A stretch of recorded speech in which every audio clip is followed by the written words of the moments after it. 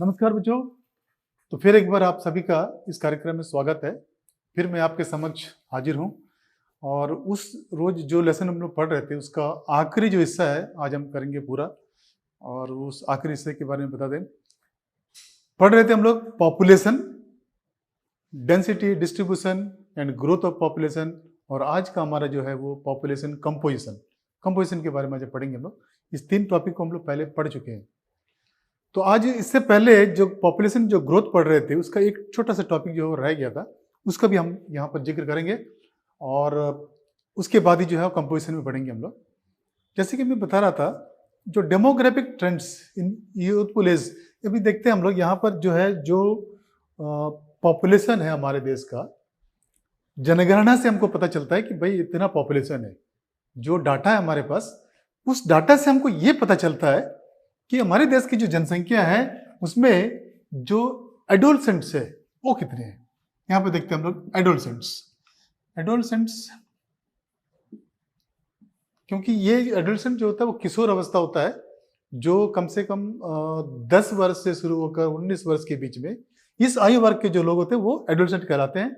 और इस एडोलसेंट का जो हमारे जो डाटा के हिसाब से हम देखते हैं करीब करीब 20.9% जो लोग है, टोटल पॉपुलेशन का जो है 20.9% जो पॉपुलेशन है वो है एडोलसेंट, यानी कि 2011 अकॉर्डिंग टू 2011 सेंसस। इसमें देखते हैं हम लोग, इसका भी अगर हम ये करेंगे मेल, इसमें मेल और फीमेल को अलग कर देंगे हम लोग, तो मेल जो पॉपुलेशन है वो 52.7 एंड जो फीमेल पॉपुलेशन है वो है 47.3, यानी कि तो ऐसी स्थिति में जो डाटा हमारे देश का बताता है कि भाई किशोर अवस्था के लोग वो ज्यादा है, ऐसी स्थिति में देश के ऊपर जो भरोसा है, यानी कि देश के सामने जो चैलेंज है वो और बढ़ जाता है। क्योंकि ऐसा जनरेशन अगर ज्यादा हो, क्योंकि युवावस्था ज्यादा हो, तो ऐसे में सरकार के सामने बहुत सारे चैलेंजेस जो आ जाता है।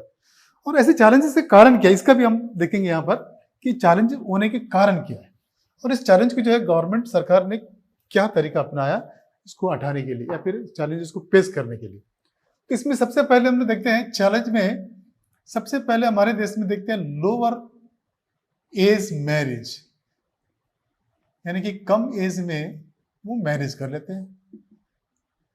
क्योंकि ये प्रथा चलता है जो गांव इलाकों में खास करके जो है इलिटरेसी भी यहाँ पर आ जाता है। तो अशिक्षित होने के कारण या फिर कोई भी कारणवश लोग कम एज में जो है वो शादी होना, ये एक बहुत ही बड़ा चैलेंज है हमारे देश के लिए।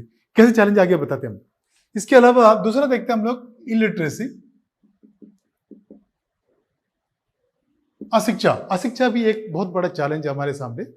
पर्टिकुलरली जो लड़कियां हैं उनको जो है खास करके पढ़ाया नहीं जाता है, ये एक बहुत बड़ी समस्या है। तीसरी समस्या के बारे में हम सोचेंगे हम लोग, जो स्कूल पढ़ते हैं इसमें ड्रॉप आउटों की संख्या ज्यादा, यानी कि स्कूल छोड़ने की, जो स्कूल छोड़ देते हैं, कुछ पढ़े 5वीं तक पढ़े फिर स्कूल छोड़ दिए।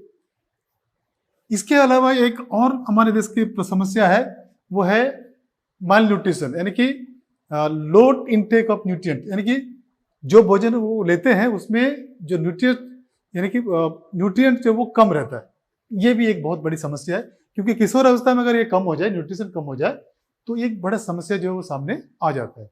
इसके अलावा एक और चीज हम देखते हैं, जब किशोर अवस्था ज्यादा हो जाने से क्या होता है कि जो है हाई रेट्स ऑफ HIV या अदर जो बीमारियां हैं, वो एड्स जैसी बीमारियां हैं, वो जल्दी से इन्फेक्ट हो जाता है और अधिक मात्रा में ये देखने को मिलता है। ये भी एक चैलेंज है हमारे सामने। इसके बाद 5वां जो चैलेंज हम देखते हैं कि फिजिकल और मेंटल डिसेबिलिटी,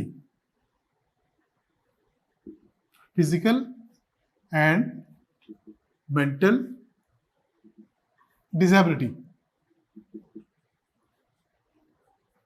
तो फिजिकल मेंटल डिसेबिलिटी भी जो है हमको ज्यादातर जो है देखने को मिल जाता है। ये भी एक चैलेंज है हमारे सामने। और इस अवस्था में जो है वो ड्रग्स लेना, इसके अलावा शराब यानी कि अल्कोहलिज्म का, ये भी एक बहुत बड़ा कारण है। और हम देखते हैं कि इस उम्र के जो बच्चे हैं वो अगर हम ज्यादा ध्यान नहीं देंगे तो ये जो है क्राइम भी कर लेते हैं। तो ये सारे के सारे जो है हमारे सामने, हमारे देश के सामने एक बहुत बड़ा चैलेंज है। अगर क्योंकि इसके इस चैलेंज को जो है कैसे दूर किया जाए और सरकार ने क्या कदम उठाए, इस पर भी हम विचार करेंगे हम लोग, क्योंकि ये समस्या तो है ही और इसका समाधान ढूंढना है। तो सरकार क्या किया है, समय समय पर कुछ नीतियां बनाई है और नीतियों का मेन कारण क्या है कि जो किशोर अवस्था में जो बच्चे हैं उनको सही से शिक्षित कराया जाए ताकि वो आगे की जिंदगी आसानी से और एक अच्छे नागरिक के रूप में कर दे। एक उदाहरण मैं बताता हूँ। एक उदाहरण यह है द नेशनल यूथ पॉलिसी। ये गवर्नमेंट की एक पॉलिसी है, द नेशनल यूथ पॉलिसी। इस पॉलिसी के तहत में सरकार ने ये करीब करीब 2003 में जो है सरकार ने इसको लागू किया था और इस नीति के तहत इसका मेन जो उद्देश्य है इस नीति का यही है कि युवाओं का चहुमुखी विकास हो, यानी कि बहुमुखी सारी तरफ से जो है वो विकास हो और एक अच्छा नागरिक वो बने। खास करके इसमें जो अधिकतर ध्यान इसमें दिया गया ताकि जब बच्चा किशोर अवस्था से उठ के आगे बढ़ेगा तो जितने भी देश के जितने भी जो जिम्मेदारियां हैं उसके ऊपर कंधों पर पड़ेगा और इसे कंधे अगर मजबूत हो तो वो आसानी से जो है उसको वो टैकल कर सकता है। ये एक बड़ा चीज था। दूसरा, इसका उद्देश्य और एक तय था कि ऐसे शिक्षित किया जाए ताकि उसके अंदर देशभक्ति यानी कि पैट्रियटिज्म और एक रिस्पॉन्सिबल सिटीजन जो वो बन सके। एक और उसका इस पॉलिसी का एक उद्देश्य था। इस उद्देश्य क्या था कि वो सशक्तिकरण यानी कि एम्पावरमेंट को बढ़ाना। एम्पावरमेंट कैसे बढ़ेगा कि जब कोई युवा अच्छे से पढ़ लिख लेगा, स्वस्थ रहेगा, तो वो क्या करेगा कि अपनी जब डिसीजन लेगा, कोई डिसीजन मेकिंग होगा तो सही डिसीजन, सही निर्णय लेगा और अगर उस पर कोई रिस्पॉन्सिबिलिटी दे दिया जाए तो वो एक अच्छे लीडर की तरह, नेता की तरह उस काम को कर पाएगा और एक अच्छा और एक निर्णय लेगा। निर्णय लेने की क्षमता को उजागर करना, ये उसका उद्देश्य था। इसके अलावा गवर्नमेंट का एक और उद्देश्य था, खास करके महिला जो चाइल्ड है, जो गर्ल्स लड़कियां हैं, उनको जो है खास करके इस समाज में स्टेटस को वापस लाना, यानी कि उनको यानी कि क्योंकि ये मेल डोमिनेटेड सोसाइटी है तो फीमेल को भी बराबर लाना, ये भी एक उसका एक उद्देश्य था। इसके अलावा एक और फील्ड में सरकार ने एक बढ़िया से काम किया है, वो है स्वास्थ्य के क्षेत्र में और खेल कूद के क्षेत्र में भी बहुत सारे जो है नीतियों को, नए नीतियों को लाया और ताकि ये किशोर अवस्था में जो बच्चे हैं जिस जिन समस्याओं को सामना करेंगे उसे आसानी से उसको जो है वो ले सके। तो ये था पॉपुलेशन ग्रोथ का एक हिस्सा। अभी अब नेक्स्ट जो टॉपिक हमारा होगा वो पढ़ेंगे हम लोग पॉपुलेशन कंपोजिशन, जो हमारा जो इस लेसन का आखिरी हिस्सा होगा, पॉपुलेशन कंपोजिशन। अभी हम देखते हैं पॉपुलेशन कंपोजिशन क्या होता है। एक्चुअली जो है ना, कोई भी एक खाने की चीज अगर मान लेते बनाते हैं, कोई सब्जी बनाते हैं, इसमें बहुत सारे इंग्रेडिएंट्स को हम डालते हैं तब जो बन पाता है। इस तरह से इस पॉपुलेशन का भी बहुत सारी चीजें, बहुत सारी जो है अवयव हैं जो उसके अंदर रहते हैं और इन सभी का विश्लेषण करना यानी कि एनालाइज करना ही इसका मेन उद्देश्य होता है। यानी कि पॉपुलेशन के बहुत सारे क्या चीज है वो देखते हैं हम लोग कि बहुत सारे इंग्रेडिएंट्स क्या है ये पॉपुलेशन के। जैसे हम लोग उदाहरण देते हैं, हम सीधे ही बताते हैं पॉपुलेशन के जो इंग्रेडिएंट्स है, एज फैक्टर, सबसे पहले देखते हैं एज। इसके बाद देखते हैं सेक्स मीन्स यहाँ पर मेल फीमेल देखा जाता है, सेक्स रेशियो देखा जाता है कि मेल और फीमेल के बीच में क्या डिफरेंस है। इसके अलावा देखा जाता है प्लेस ऑफ रेसिडेंस, यानी कि ये रेसिडेंस कहाँ पर है, गांव में है, शहर में रहते हैं, कहाँ पर रहते हैं, प्लेस ऑफ रेसिडेंस। इसके बाद इनके एथनिक कैरेक्टरिस्टिक्स, किस जाति से ये संबंधित है, एथनिक कैरेक्टरिस्टिक्स देखा जाता है। इसके बाद ट्राइब्स है कि नहीं, इस पर विचार किया जाता है। और ये जो पॉपुलेशन, इसका लैंग्वेज क्या है ये भी देखा जाता है। और ये किस तरह का रिलीजन है इसका, इस पर विचार किया जाता है, रिलीजन। इसके अलावा इसमें जो इनका जो मैरिटल स्टेटस है, शादी ब्याह कैसे करते हैं, इस पर भी जो है वो यहाँ पर विचार किया जाता है, मैरिटल स्टेटस।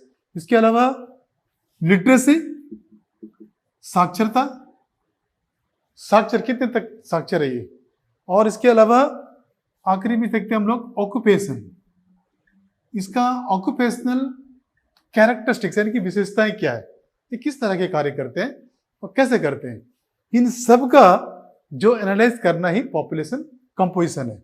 और हमारे इस लेसन में खास करके हम 4 विषयों पर हम डिस्कस करेंगे, क्योंकि 4 ही जो विषय है इस पॉपुलेशन कंपोजिशन को लेसन में हमारे 12th क्लास में, इस पर हम विचार करेंगे। सबसे पहले है रूरल अर्बन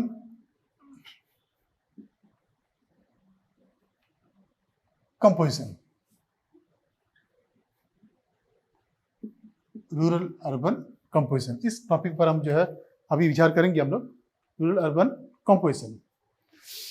तो जहां तक भारत की बात है, जो हमने बताया कि 2011 जो सेंसस है उसके जो आंकड़ा है, जो डाटा है, वो हमको क्लियरली इंडिकेट करता है, क्योंकि कोई भी जगह पर ले लीजिए, वहां पे रहने वाले लोग किस तरह से रहते हैं, उनका जो रेसिडेंस है, प्लेस ऑफ रेसिडेंस है, उससे पता चल जाएगा उनका सामाजिक, उनका सोशल एंड इकोनॉमिक कैरेक्टरिस्टिक्स, यानी कि उनकी आर्थिक व्यवस्था कैसा है, उनका सामाजिक व्यवस्था कैसा है, ये आसानी से हम जो है इंडिकेट कर सकते हैं, पहचान सकते हैं। ठीक उसी प्रकार से जब हमारे पास एक डाटा है, मौजूद है पूरे 2011 का पूरा देश का, कि भाई लोग कैसे रहते हैं, क्या रहते हैं, डाटा है, तो उस डाटा के हिसाब से डाटा ये हमें बताता है कि कम से कम 68.85% जो पॉपुलेशन है वो गांव में रहता है, लिविंग इन विलेजेस, एंड 31.15% जो पॉपुलेशन है वो they are live in towns, ये टाउन में रहते हैं। ये आंकड़ा बताता है, ये सच आंकड़े हैं, क्योंकि 2011 के जो है हमारे पास मौजूद है, उन आंकड़ों के माध्यम से हम चलता है। 68.85% जो है वो गांव में, 31.15% जो है वो भी शहरों में रहते हैं। अभी भी जो है हम देखते हैं, इसका मतलब ये देखने को मिलता है कि अभी भी हम जो अर्बनाइजेशन की जो क्षमता है वो अभी कम है, अभी भी हम गांव में रहते हैं और ग्रामीण इलाके ही जो है हमारे लिए मुख्य है, इससे ये बात पता चलता है। और इसमें उस आंकड़ों में ये भी हमें पता चलता है कि लगभग 6,40,860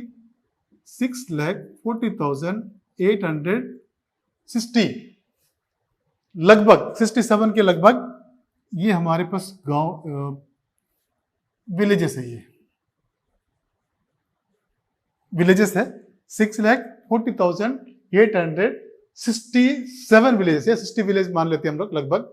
और इसके इसमें देखते हैं 5,97,608 जो है पॉपुलेशन जो है, देखते हैं हम लोग यहाँ पर 608, ये जो है वो विलेजेस जो है वो इनहेबिटेड है, यानी कि 6,40,867 या 60 ले लीजिए विलेजेस जो अभी वो टोटल विलेजेस है, इसमें इनहेबिटेड कितने हैं, 5,97,608 जो विलेजेस है वो इसमें हम देखते हैं ये इनहेबिटेड है, और अनइनहेबिटेड वाला जो है वो 55 लगभग 55,000 जो विलेजेस है ऐसे जो अनइनहेबिटेड है, यानी कोई भी कारण हो सकता है वो छोड़ दिए गाँव या पानी की व्यवस्था ना हो, कोई भी गाँव हो, ऐसा कोई रीजन होगा जिसका वजह से वो उस गांव को छोड़कर कहीं और निकल गए हैं, ये हमको आंकड़ा बताता है। इसके अलावा आंकड़ा ये हमको बताता है कि पूरे देश में बिहार और Sikkim, the Bihar and the Sikkim is the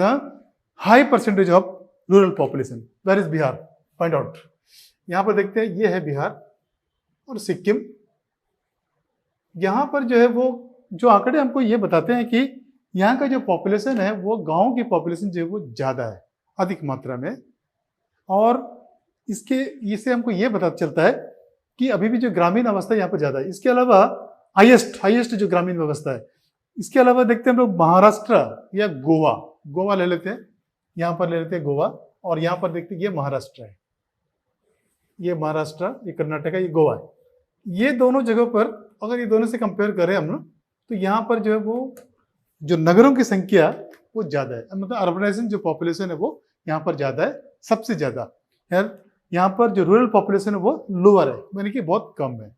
इसके अलावा यहाँ पर देखते हैं हम यूनियन टेरिटरी की बात करें, यूनियन टेरिटरी में क्या होता है, खास करके जो भी इंडियन टेरिटरी है सभी जगह पर जो अर्बन पॉपुलेशन है वो ज्यादा है।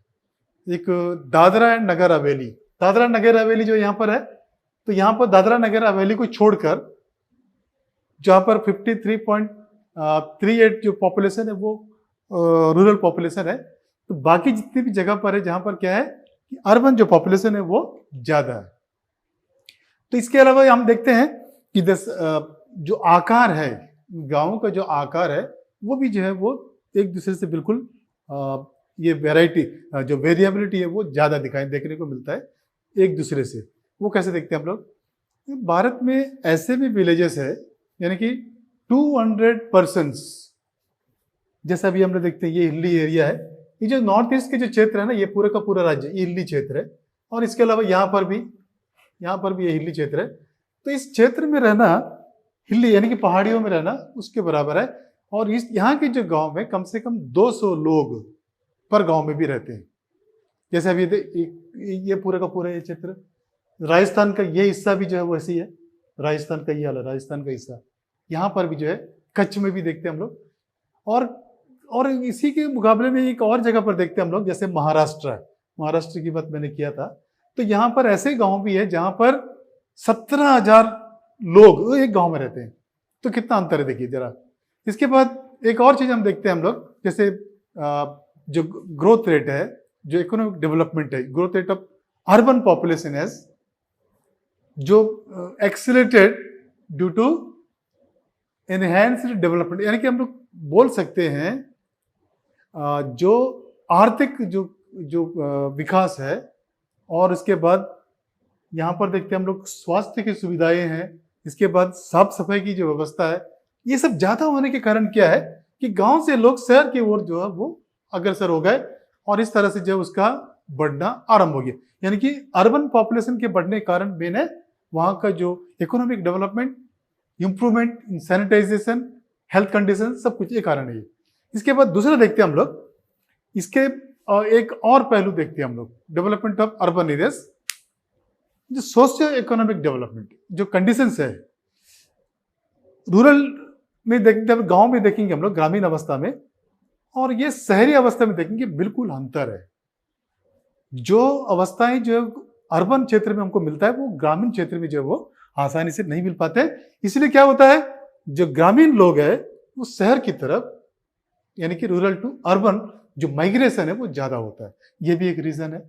इसके बाद इसके अलावा एक और चीज हम कंपोजिशन देखते हैं रूरल टू अर्बन, कि रूरल से जो अर्बन में जाते हैं खास करके वर्किंग पॉपुलेशन, वर्क के चक्कर में, यानी कि एम्प्लॉयमेंट के चक्कर में जाते हैं, और कहीं कहीं पर मनोरंजन के लिए जाते हैं क्योंकि वहां पर मनोरंजन की व्यवस्था है, कहीं पर यातायात की सुविधाएं हैं, उद्योग है, इंडस्ट्रीज है, ये सब के कारण जो वो यहाँ से वहां जो जाते हैं। कुछ उदाहरण हम देखते हैं कुछ क्षेत्र में जहाँ पर देखते हैं हम लोग इंडस्ट्रियल एरिया देखते हैं। यहाँ पर देखिए ये छोटा नागपुर का प्लेटू है, तो यहाँ पर भी इंडस्ट्री जो वो ज्यादा है यहाँ पर इस क्षेत्र में, छोटा नागपुर का प्लेटू। यहाँ पर ये बेंगलोर, कर्नाटक का ये बेंगलोर का क्षेत्र है, बेंगलोर, और ये इस क्षेत्र में भी जो है वो खास करके जो डेवलपमेंट है, मतलब जो इंडस्ट्रियल डेवलपमेंट है वो बहुत ज्यादा है। यहाँ पर कोयम्बटूर और केरला के बीच में, यहाँ पर कोयम्बटूर वाला क्षेत्र है यहाँ का, यहाँ पर भी जो है वो इंडस्ट्रियल डेवलपमेंट बहुत ज्यादा है। यहाँ पर महाराष्ट्र और इसका बात करते हैं, यहाँ पर भी ज्यादा है। इसके अलावा दिल्ली जो कैपिटल है, वो दिल्ली की इसके आसपास को जो यहाँ पर भी जो है वो जो इंडस्ट्रियल जो एरिया है वो ज्यादा है, और इंडस्ट्रियल डेवलपमेंट जो है वो ज्यादा था। सूरत में भी जो महाराष्ट्र में देखते हैं हम लोग, सूरत में यहाँ पर भी जो है वो इंडस्ट्रियल एरिया है जहाँ पर कपड़े बनते हैं। इसके अलावा उत्तर प्रदेश में एक जगह पर है, पंजाब में लुधियाना एक जगह पर है, और ये जगह पर जो है वो जो इंडस्ट्रियल डेवलपमेंट है बहुत ज्यादा है। ऐसे लोग जो है वो क्या करते हैं, गांव से पलायन हो जाते हैं, और इस तरह से ये देखते हैं हम लोग रूरल एंड अर्बन कंपोजिशन। इसमें आगे बढ़ते हैं, नेक्स्ट टॉपिक हमारा है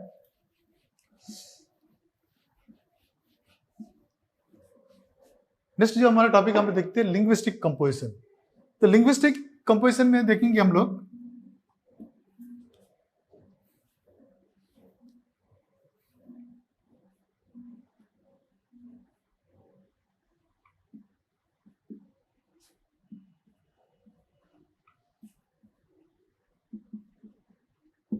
लिंग्विस्टिक कंपोजिशन, यानी कि भाषा, लैंग्वेज, लैंग्वेज के आधार पर देखते हैं हम लोग। तो जिस तरह से हम लोग भारत में अगर उत्तर से दक्षिण की ओर अगर हम चलेंगे, हम लोग भारत की बात करते हैं, तो वहां पर हर एक कोस में जिस प्रकार से वाणी बदल जाता है तो पानी भी बदल जाता है, दोनों। ऐसे एक कहावत है कि कोस कोस में जो है बदल जाता है पानी, और वाणी भी इसी तरह से बदलता है। इवन हम एक ही भाषा बोलने वाले क्षेत्र में भी रहेंगे तो कुछ दूरी पर भाषा का जो बोलने का तरीका भी बदल जाता है। इस तरह हमारे देश में जो लिंग्विस्टिक कंपोजिशन है वो बड़ा अजीब है। इसमें अगर देखेंगे हम लोग, एक सर्वे हुआ था 1903 में, एक सर्वे के पहले के सर्वे के आधार पर हम बताते हैं, जब अंग्रेजों के समय था ये, तो उस समय सर्वे ये बताता है देयर आर 179 लैंग्वेजेस। हमारे देश में 179 लैंग्वेजेस है और 544 डायलेक्ट्स, यानी कि ये डायलेक्ट्स है। पहले हम देखते हैं कि लैंग्वेज क्या है और डायलेक्ट क्या, मिलकर देख लेते हैं। भाषा, भाषा का मतलब है जिसका एक लिपि होता है, अपना लिपि होता है भाषा का, और उस लिपि को लिखा जाता है इस भाषा को, और इसका साहित्य भी होता है, इसको बोलते हैं हम लोग लैंग्वेज। डायलेक्ट क्या होता है? सिर्फ बोला जाता है, इसका कोई अपना लिपि नहीं होता है, सिर्फ बोला जाता है। इस तरह की जो भाषाएं, इस तरह की जो डायलेक्ट्स है, वो टोटल इंडिया में 544 है हमारे देश में। और इनको अभी हमारे पास एक सूची है जो संविधान में एक सूचित किया गया है, जो शेड्यूल्ड लैंग्वेजेस है, वो 22। There are 22 languages which are scheduled, इसको शेड्यूल किया गया है। और अब आप 10 रुपए का नोट भी उठा के देख सकते हैं, उसमें कई भाषाएं जो है लिखा हुआ होता है। तो ये सब भाषाओं को जो अनुसूचित किया गया है। तो ये इस तरह से जो भाषाएं जो है हमारे देश में एक अनोखा चीज को बनाती है। हमारे देश की संस्कृति को भी जो है वो भाषा से हम जोड़ के देख सकते हैं, हमारे देश की संस्कृति को। और इवन हम भारत की बात करें तो भारत में कई प्रदेश ऐसे हैं कि जब लैंग्वेज के आधार पर ही जो है वो उसको मतलब विभाजित किया गया है। तो यहाँ पर थोड़ा सा हम उदाहरण बता देते हैं। जैसे यहाँ पर देखते हैं तमिलनाडु, तो यहाँ तमिल बोला जाता है। केरला, यहाँ पर मलयालम बोला जाता है। आंध्र प्रदेश और तेलंगाना, दोनों जगह पर तेलुगु बोला जाता है।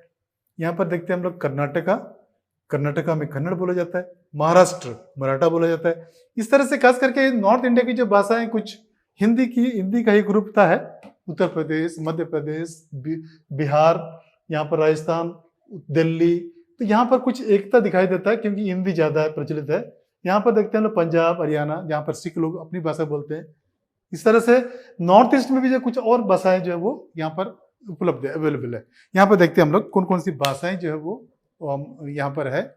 और पूरे भारत में जितनी भी भाषाएं हैं, हिंदी जो भाषा है उसका जो प्रतिशत है वो बहुत ज्यादा है, यानी कि कई राज्यों में हिंदी को बोला जाता है। इसमें अगर हम एक बड़ी भाषा के रूप में देखें तो हिंदी बड़ा है, और हम सबसे छोटी भाषा या लैंग्वेज ग्रुप में देखेंगे तो वो है संस्कृत। और संस्कृत जो है वो सबसे छोटी भाषा के रूप में देख सकते हैं। यहाँ पर देखते हैं जम्मू कश्मीर है, तो कश्मीर का भी एक भाषा है कश्मीरी भाषा, तो वो भी जो है संस्कृत की तरह बहुत कम लोग जो है उसको बोलते हैं, इसलिए उसको हम लोग बोल सकते हैं कि ये कम भाषा है। अगर हम भारत में लैंग्वेज को बात करें, लैंग्वेज परिवार, यानी कि हर भाषा का एक परिवार होता है। परिवार क्या होता है देखते हैं, लैंग्वेज फैमिलीज। तो परिवार जिस तरह से हमारा परिवार है ना, हम परिवार रखते हैं, परिवार के अलग अलग सदस्य अलग अलग जगह चले जाते हैं, इसी तरह से उस भाषा परिवार से निकला हुआ कई सारी भाषाएं हैं। तो इस तरह इसको हम खास करके भारत में 4 भाषा परिवार के लोग हैं यहाँ पर, और चारों भाषा के परिवार के लोग अपनी अपनी भाषा को जो है वो बोलते हैं। उससे कौन सी भाषा किस किस संबंधित है, हम एक बार इसके ऊपर करते हैं। सबसे पहले ले लेते हैं हम लोग इंडो यूरोपियन, जिसको हम लोग आर्यन भाषा बोलते हैं। इंडो यूरोपियन, इंडो यूरोपियन है, जिसको हम लोग आर्यन भाषा भी बोलते हैं, आर्यन लैंग्वेज, इंडो यूरोपियन। खास करके हिंदी, उर्दू और ये जितने भी ऊपर की जो भाषाएं हैं, राजस्थानी है, इसके अलावा गुजराती है, यहाँ पर देखते हैं मैथिली, जितनी भी सारी भाषाएं हैं, उड़िया, मराठी, इसके अलावा कश्मीरी, इसलिए देखते हैं बंगाली, ये सारी की सारी भाषाएं जो वो इसी भाषा के अंतर्गत है। ये भाषा परिवार है, इसी से निकला हुआ भाषा है। इसके अलावा एक और भाषा की बात करते हैं, वो है द्रविडियन। ये हो गया पहला, दूसरा देखते हैं हम लोग द्रविडियन भाषा। ये द्रविडियन जो भाषा है वो खास करके इन 4 राज्यों में देखने को मिलेगा। यहां पर देख लीजिए थोड़ा, ये है तमिलनाडु, केरला, कर्नाटक और आंध्र और तेलंगाना। तेलंगाना भी अलग हुआ। ये चारों, ये 5 राज्यों में खास करके द्रविड़ भाषा को जो है वो बोला जाता है। और इसके अलावा इसमें भी जो है कुछ उत्तर पे चले गए द्रविडियन है, उत्तर में मध्य में भी है कुछ द्रविडियन, उनको जो इसी भाषा का जो वो इस्तेमाल करते हैं। इस भाषा को हम द्रविडियन भाषा के रूप में या द्रविडियन लैंग्वेज के रूप में लेते हैं। इसके अलावा एक और भाषा है वो है ऑस्ट्रिक। ऑस्ट्रिक एक लैंग्वेज है। इस ऑस्ट्रिक लैंग्वेज को खास करके सेंट्रल जो इंडिया के, खास करके इस क्षेत्र के जो ट्राइबल्स है इस भाषा का उपयोग करते हैं। मतलब भारत के जो मध्य क्षेत्र है बीच का, यहाँ के जो ट्राइबल्स है वो इस भाषा का इस्तेमाल करते हैं। इसको बोलते हैं ऑस्ट्रिक जो भाषा है, लैंग्वेज है। लैंग्वेज ये परिवार है। इसके अलावा एक और भाषा परिवार हमारे देश में है, वो है सिनो। चौथे नंबर पे आता है ये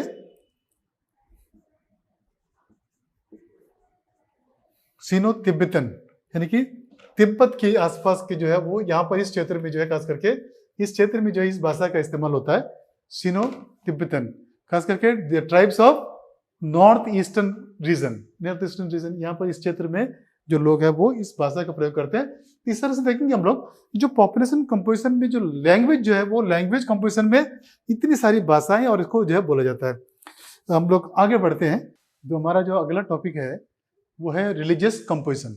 रिलीजियस कंपोजिशन में देखते हैं भारत में खास करके रिलीजन्स भी जो बहुत सारे रिलीजन्स हैं। रिलीजियस कंपोजिशन की बात करते हैं। जरा हम इसको शॉर्ट में कर देते हैं क्योंकि हमारे देश में जो भाषाएं हैं उनको हम प्रतिशत हम बता देते हैं। जो 2001 जो 2001 जो आंकड़ा है 2001 जो डाटा है हमारे पास जो इसका, उसके हिसाब से जो डाटा हमारे सामने है उसके हिसाब से मैं बता दूं तो सबसे ज्यादा जो है वो हिंदू है जो 80%, लगभग 80% मान लेते हैं हम लोग, 80.5 है। और 2011 में थोड़ा चेंज हुआ है, 79% हो गया 2011 में। जो 2001 में 80 था 2011 में और कम हो गया है। और यहाँ पर सेकंड देखते हैं हम लोग मुस्लिम्स जो इस्लाम धर्म को अपनाते हैं। तो ये मुस्लिम जो है वो कितना हो गया 13 ये 2001 का जो है ये 13.5। लेकिन अब हम 2011 की बात करें तो ये बढ़ गया है, इनकी संख्या बढ़ गया है और 2011 के जो हिसाब से। और इसके बाद नेक्स्ट जो आता है वो है क्रिश्चियंस। क्रिश्चियन जो पॉपुलेशन है वो 2.3। अभी हम जिसकी बात कर रहे हैं वो क्या है, ये 2001 का जो आंकड़ा है, 2001 का सेंसस का जो आंकड़ा है वो उसकी बात कर रहे हैं हम लोग। सिख पॉपुलेशन है 6, ये 1.9%। इसके अलावा हमारे देश में एक बुद्धिस्ट है, बुद्धिस्ट 0.9%। बुद्धिस्ट की बात करते हैं 0.9%। इसके बाद एक और धर्म है हमारे पास जो जैन्स है वो 0.4% और अदर्स है 0.6%। इस तरह से जो है रिलीजियस कम्युनिटी है। और हम इसको अगर देखेंगे हम लोग क्षेत्र के हिसाब से, अगर इसका एरिया के हिसाब से कहाँ पर कौन से लोग पाए जाते हैं तो इसका भी हम देख सकते हैं। खास करके जो क्षेत्र जो बाहरी जो पड़ोसी देशों से जुड़े हुए हैं इन क्षेत्रों में जो है, इन क्षेत्रों के आसपास के जो राज्य है वहाँ पर जो मुस्लिम्स है वो ज़्यादा है। और लगभग भारत के हर राज्य में खास करके जितने भी बड़े राज्य है उसमें जो प्रतिशत है हिंदू धर्म का वो ज़्यादा है। इसके अलावा दक्षिण भारत में भी वही स्थिति जो हमको देखने को मिलता है, जो खास करके हिंदुओं की संख्या जो वो ज़्यादा है। इसके अलावा जो क्रिश्चियनिटी देखते हैं, जो खास करके जो है वो जो इलाके ट्राइबल्स इलाके हैं वहाँ पर, नॉर्थ ईस्ट का ये जो इलाका है यहाँ पर, ये इनकी संख्या जो है वो अधिक मात्रा में देखने को मिलता है जो स्टेट्स में। इसके अलावा यहाँ पर बुद्धिस्ट की बात करते हैं तो महाराष्ट्र में जो है वो जैन धर्म के भी लोग हैं। राजस्थान, ये जो महाराष्ट्र गुजरात में जो है वो यहाँ पर इस धर्म का जो देखने को मिलेगा। सिख आप जानते ही हैं, पंजाब हरियाणा ये उनका जो प्रदेश है वहीं पर वो ज़्यादातर बोलते हैं। इसके बाद जो नॉर्थ ईस्ट के जितने भी स्टेट्स हैं वहाँ पर क्रिश्चियन धर्म के लोग रहते हैं। यहाँ पर देखते हैं वर्किंग जो पॉपुलेशन है हमारे देश में। मैं जल्दी से आपको बता दूं कि यहाँ पर जो है 3 तरह के वर्कर्स होते हैं। एक होता है मेन वर्कर्स, दूसरा होता है मार्जिनल वर्कर्स और एक होता है नन वर्कर्स। मेन, मार्जिनल और नन वर्कर्स। मेन क्या होता है इसके बारे में भी मैं बता दूं। Main workers, marginal workers. जो मेन वर्कर्स वो होता है जो साल भर में कम से कम 183 डेज वर्क करता है। 183 days and above days, those who are working 183 days and above, they are called main workers, and those who are less than 183 days, यानी कि 183 के नीचे एक दिन भी कम हो जाता है तो उसको बोलते हैं हम लोग marginal workers. And those who have not worked, that is they are called non workers, they are dependent people. Non workers and they are dependent peoples. इस तरह से जो है 3 वर्कर्स, ये जो अवस्था है इसको इसलिए किया गया क्योंकि सेंसस के समय जब हमको डाटा क्रिएट करना पड़ता है तो वर्कर का जो है मीनिंग बताना होता है। तो 2001 सेंसस में तो ये बताया गया कि मार्जिनल वर्कर क्या है, मेन वर्कर क्या है, नन वर्कर क्या है। अगर हम इसकी बात करें, ये दोनों वर्कर को अगर मिला के देखेंगे हम लोग, कम से कम 2011 के हिसाब से both men and marginal workers दोनों मिला के जो है 39.8 है। ये दोनों मिला के 39.8%, दैट मीन्स लगभग 40%। If we have 40% workers, that means 60% are non workers and they are totally dependent population. 40% जो वो वर्कर्स है तो 60% देखेंगे हम लोग वो उनके ऊपर निर्भर वाले पॉपुलेशन है। ये हमको जो है आंकड़ा से हमको ये प्राप्त हो जाता है। इसके बाद और एक चीज देखते हैं हम लोग, जो इससे ये पता चलता है कि पूरे के पूरे जो व्यवस्था है वो 60% लोगों पर आधारित है। तो आपको मालूम होगा कि जो एज ग्रुप भी कैसे पता चलता है, तो जो है 15 से लेकर 59 इसी को जो है वर्किंग ग्रुप माना जाता है, 15 से लेकर 59 साल तक। इसके बाद वाले भी और इससे पहले वाले भी जो बच्चे हैं वो तो ऑलरेडी डिपेंडेंट पॉपुलेशन है, वो डिपेंडेंट पॉपुलेशन को बिलोंग करते हैं। तो ये पॉपुलेशन में भी वो सिर्फ 40% देखते हैं हम लोग। इससे ये हमको ये पता चलता है। कुछ राज्यों की बात करेंगे हम लोग कि कैसे कैसे ये जो है डिपेंड करते हैं। द स्टेट्स जो large number percentage of workers जो है वो रहते हैं, खास करके हिमाचल प्रदेश यहाँ पर देखिए, ये जम्मू कश्मीर है, तो नीचे के जो राज्य है वो हिमाचल प्रदेश। इसके बाद सिक्किम देखते हैं हम लोग, यहाँ पर सिक्किम। इसके बाद देखते हैं हम लोग छत्तीसगढ़, आंध्र प्रदेश, ये आंध्र प्रदेश है, ये छत्तीसगढ़। तो यहाँ पर जो है वो कर्नाटका भी देखते हैं, अरुणाचल प्रदेश, ये कर्नाटका, ये अरुणाचल प्रदेश, लास्ट वाला जो है अरुणाचल प्रदेश, नागालैंड, ये नागालैंड, मणिपुर, मेघालय, यहाँ पर मेघालय ये। तो यहाँ पर जो है यहाँ पर भी देखने को मिलता है जो state larger percentage workers are in the country. हम लोग के देश में जो है लार्जर पॉपुलेशन, ये जो इतना भी स्टेट में मैंने बताया इसमें ज्यादा है। और इसके बाद यूनियन टेरिटरी की बात करेंगे हम लोग, जो यूनियन टेरिटरी से जो दादरा नगर हवेली और दमन एंड दीव, तो इसमें जो है वो ज्यादा से ज्यादा लोग जो है वो काम करने वाले, हायर पार्टिसिपेशन रेट है दादरा नगर हवेली। ये दोनों जो स्टेट्स अभी यूनियन टेरिटरी जब वो एक हो गया है, दमन एंड दीव और दादरा नगर हवेली को जो है एक यूनियन टेरिटरी घोषित कर दिया गया। मैं पहले आपको बताया था। एक और चीज हम लोग देखते हैं, जो 2001 में जो एक और चीज बताया था सेंसस के हिसाब से, cultivators, agricultural labours, house hold industrial workers और अदर वर्कर्स, ये भी एक तरह था। अगर हम इसी कंपोजिशन को सेक्टर वाइज अगर देखेंगे हम लोग, तो 2011 में जो सेक्टर वाइज हमको पॉपुलेशन जो प्राप्त हुआ, जो वर्किंग पॉपुलेशन है, इसके हम लोग सेक्टर की बात करें तो प्राइमरी सेक्टर, सेकेंडरी सेक्टर और टर्शियरी, ये तीनों की बात करें तो प्राइमरी सेक्टर में लगभग 54.6% जो पॉपुलेशन है वर्क करता है प्राइमरी सेक्टर, यानी कि खेती करना या फिर इस तरह की जो भी काम है वो सब करते हैं प्राइमरी सेक्टर में। इसके बाद सेकेंडरी सेक्टर में देखिए हम लोग, इसमें मैन्युफैक्चरिंग की बात करते हैं तो वो है 3.8%, ओनली 3.8%।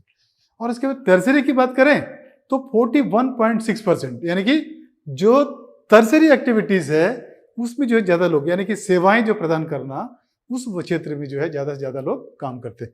और अगर हम टोटली ओवरऑल देखेंगे हम लोग, तो अभी भी प्राइमरी सेक्टर जो है हमारे देश का, वो उसमें काम करने वाले जो लोग हैं वो ज्यादा है, अभी भी ज्यादा है। यानी कि हमको इससे ये पता चल जाता है कि सेकेंडरी और टर्सरी में और आने वाले दिनों में सेकेंडरी को जो है वो और बढ़ाना होगा, यानी कि प्राइमरी सेक्टर को भी और मजबूती करना होगा।